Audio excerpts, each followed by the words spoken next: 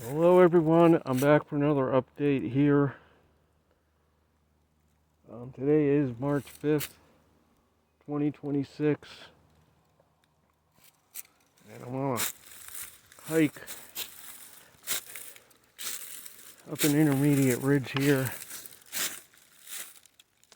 And here's a view where I'm at.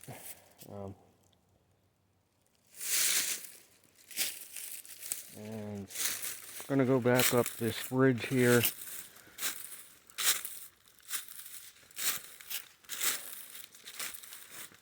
So what I'm going to talk about today is, it does feel like early summer today. Temperatures well up in the 70s or up closing on 25°C, or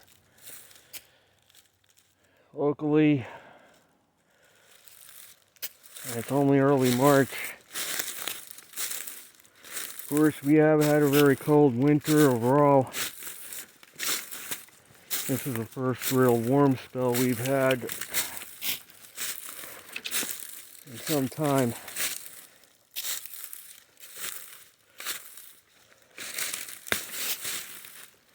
And it's very easy to become a believer in man-made global warming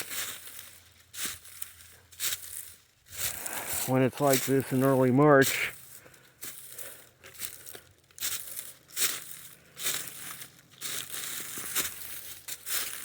But that's the whole point of manipulating the MJO. It's to get the world, the Western world, to believe we're all going to burn up by creating a weather pattern that would mimic global warming.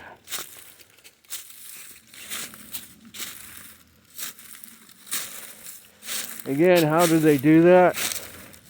By manipulating the MJO. How do they manipulate the MJO? The Madden-Julian oscillation.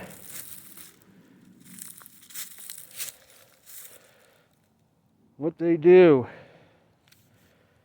is they use technology to enhance convection, because the MJO is based on convection levels around the entire Earth, and this influences the path of the jet stream further north and south, for that matter, but mainly they're targeting North America and Western Europe to try to bring about a pattern that mimics global warming, to hide the cooling that's actually occurring, meaning that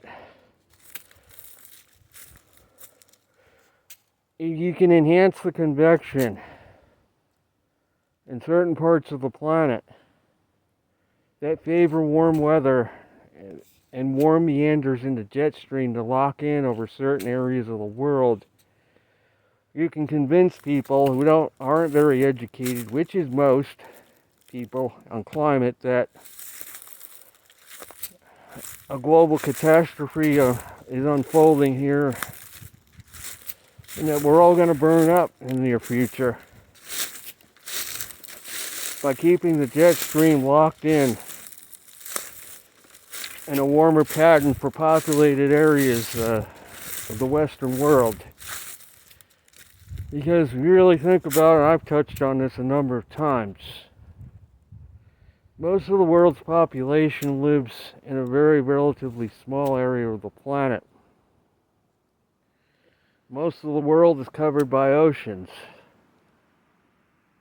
If you wanted to hide global cooling, it would not be hard to do. If you had any power over the path of the jet stream and could influence it in any way, shape, or form, and you wanted the world to believe in global warming, if I were sitting in that seat myself and wanted to fool the world into thinking that global warming and a catastrophe is unfolding, that would be a great idea. Manipulate the MJO, keep the jet stream locked in, so that the populated areas of the planet, particularly in the Western world, get consistently warm weather, And the cold from global cooling isn't felt. Instead, it's mainly over the oceans or unpopulated areas where most of the bulk of that occurs.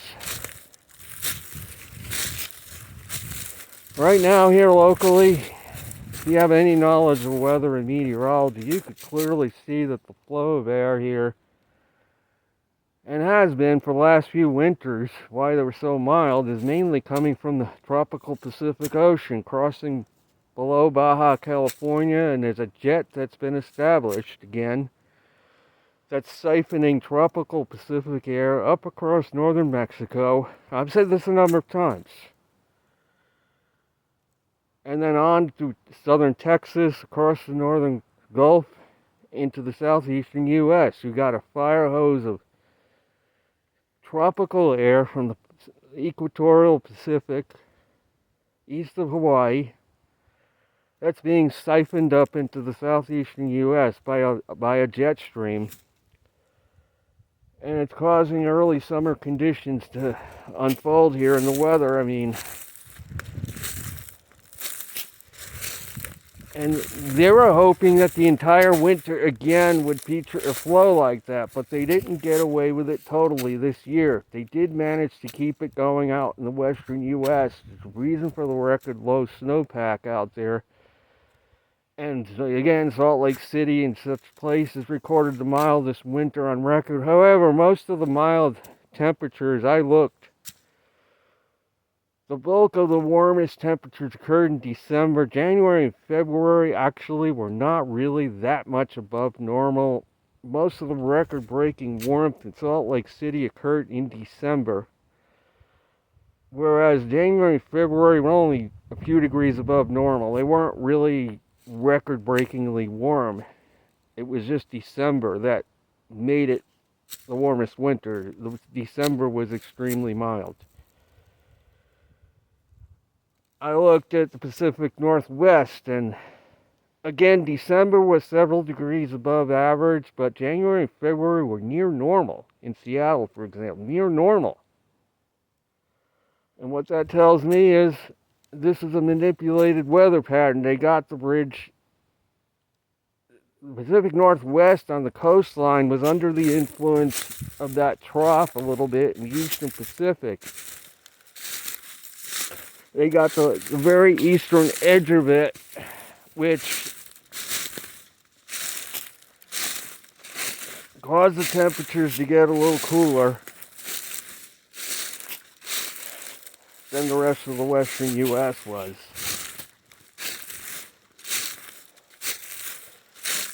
Juneau, Alaska is getting buried in snow again right now. I say the Western world because Western Europe, Great Britain, I've seen a post, global warming's causing more rain there because they had a very dismal winter there. They blamed it on global warming. More precipitation than usual, BS. More moisture from global warming means more precipitation, nonsense. Argument. And it's not really totally true. Yeah, you can have more moisture, but to get precipitation, there's got to be a mechanism that causes it. Just more moisture in the air alone isn't going to cause more precipitation. You got to have cold air to squeeze that moisture out of the atmosphere.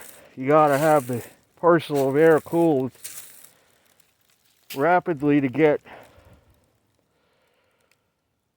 it to rain out. Without that mechanism, you're not going to get much precipitation.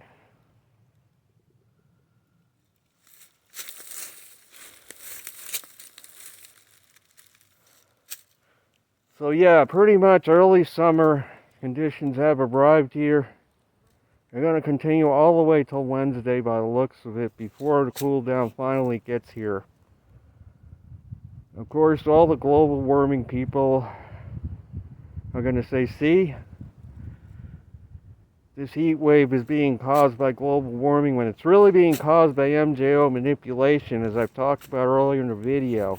They're enhancing convection in the warmer zones of the MJO. Anybody with a trained eye can even glance at what's going on in Indonesia and Australia and all those places in that region, that they're having an excessive amount of rainfall exclusively in those areas around the equator, whereas the rest of the equator is very inactive for convection. It's totally lopsided right now. Just about all the convection around the planet is focused on the warmer phases of the MJO, 4, 5, and 6, with mainly 5 and 6, which is why the warmth has come east, because 5 and 6 favors the eastern two-thirds of the North America for warmth. Phase 4 favors more of a ridge, which is what we've had previously this winter. More of an emphasis on phase 4 brings the ridge over to the Rockies more. But there's been convection going in that region all winter, and usually without a natural process would cause, it works like a clock. It goes around the clock at phase 4, 5, and 6. Yeah, it may stay in that for a while, then it goes over to 7, 8, 1, which are colder phases, and it keeps going eventually 2, 3, and 4. So, you get a cold spell of weather, and then it goes back around. That's an average winter, what happens. It doesn't stay all winter in 4, 5, and 6. You don't normally get convection all winter long in those warmer phases. But if you look at the satellite imagery, you could clearly see it's manufactured convection. It's not naturally occurring because they're long streaks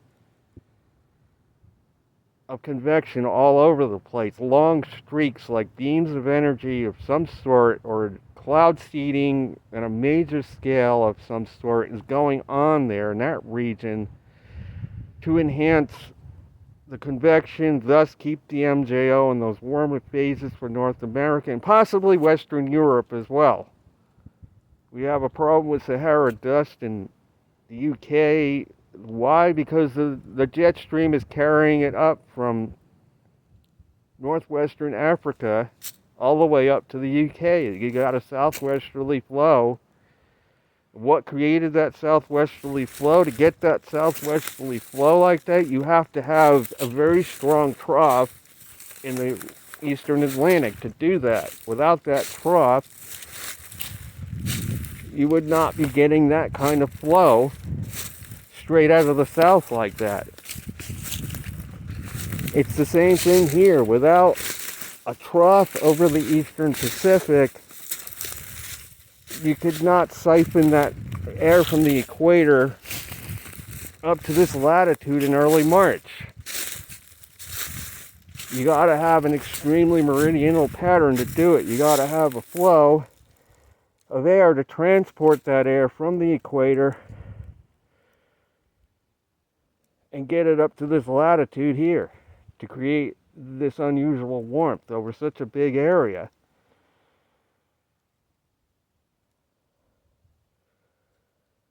And yes, I very strongly feel that there is manipulation going on, especially of the MJO, to artificially create a record warm pattern consistently to keep the jet stream locked in for a very warm pattern in certain areas of the earth that where a lot of people live, to convince them that a catastrophe for global warming is unfolding, when in reality, since 2007, the climate has been going in the other direction. Obviously, if there's extreme warmth here, there's got to be extreme cold going on elsewhere on the planet. It's just not being talked about because it's not overpopulated areas. It's mainly happening over the oceans where nobody lives, or over unpopulated areas, Siberia, Mongolia, Eastern Europe. And that doesn't get talked about. For example, while the UK was mild this winter, just across the North Sea, You go into Norway and Finland, it was 3°C below average. In February, temperatures were 3°C below normal for the whole month. It's because the ridge was locked in over the Western Europe, and we had a trough further east that brought the cold air, yeah, but it wasn't overpopulated areas. So people in the Western world, and that's what this strategy is being aimed at, the Western world mainly. They want the Western world to believe we're about to have catastrophic global warming, Arctic sea ice is going to disappear next year, there's an El Nino coming, we got record warmth from globally coming later this year, and on and on. The story goes on, when in reality we're not warming right now, we're cooling. And yes, for those in the eastern U.S., especially outside of the Northeast, where the cold has hung on, it's very easy to believe that, all that, with the way the weather is. It feels like early summer here.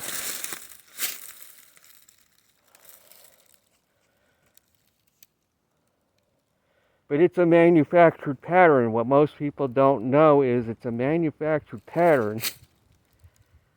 And there are other places on the planet that are extremely cold to balance out this warmth here. It's just, again, it's not happening, not being reported on where it is happening.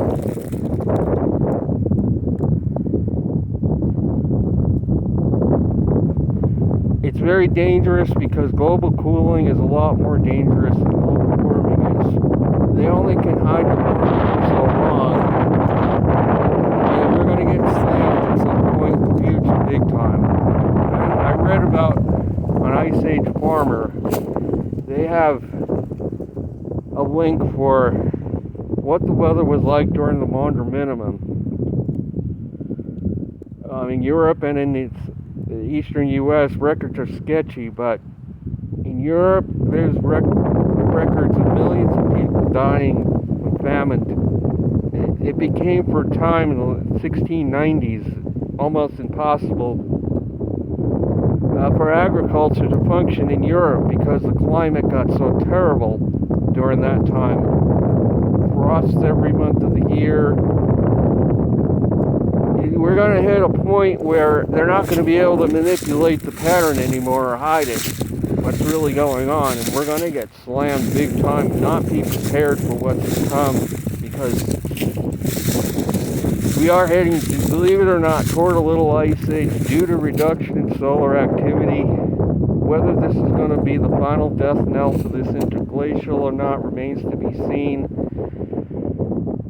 But this interglacial is on borrowed time. Of course, the global warmists could argue that, well, man's going to change that, and we're not going to get an ice age. This interglacial is going to keep getting warmer and warmer because of man's activities. And there's not going to be an ice age. That's a bunch of BS. Man is no match for the forces that are involved. Man could not even close make up for a major change in solar output. That's potentially on the horizon, immediate horizon.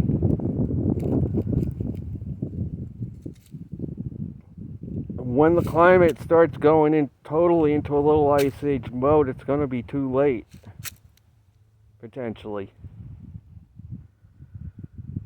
We were on our way to an ice age back in the 1600s. You read the accounts of what happened to the weather back then. If it had continued for a few more decades, a large portion of mankind would have been wiped out. Millions of people were dying from the cold. Summers were basically disappearing, especially during the decade of the 1690s. You do the research, look back to the kind of weather that they experienced. North Sea freezing over. The English Channel almost frozen enough to cross on foot. The Thames River in London freezing repeatedly to where people could go out on the ice. just do the research as to how severe the climate was back then. How many people were dying of famine? It got impossible to grow things. Even in the UK, in northern parts of the UK, it got impossible to grow food almost.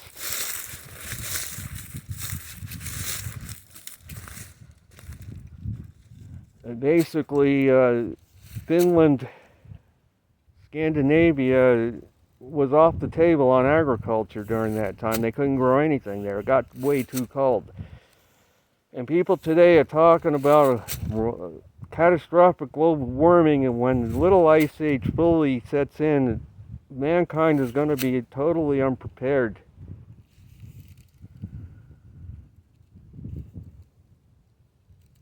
And the sun has shown ominous signs of a shutdown, potentially. No sunspots for 3 days already. Yeah, few sunspots have returned, but they're not active at all. The sun may as well be blank. There's almost no activity on the sun. Has been no activity. And likely we got more spotless days on the horizon. These 3 regions, or whatever 4, are in a state of decay. They're not doing anything flare-wise. And we're approaching the equinox, and usually there's a surge in solar activity during the equinox. We only got 2 more weeks, and so far the sun is showing no signs of any activity in that regard.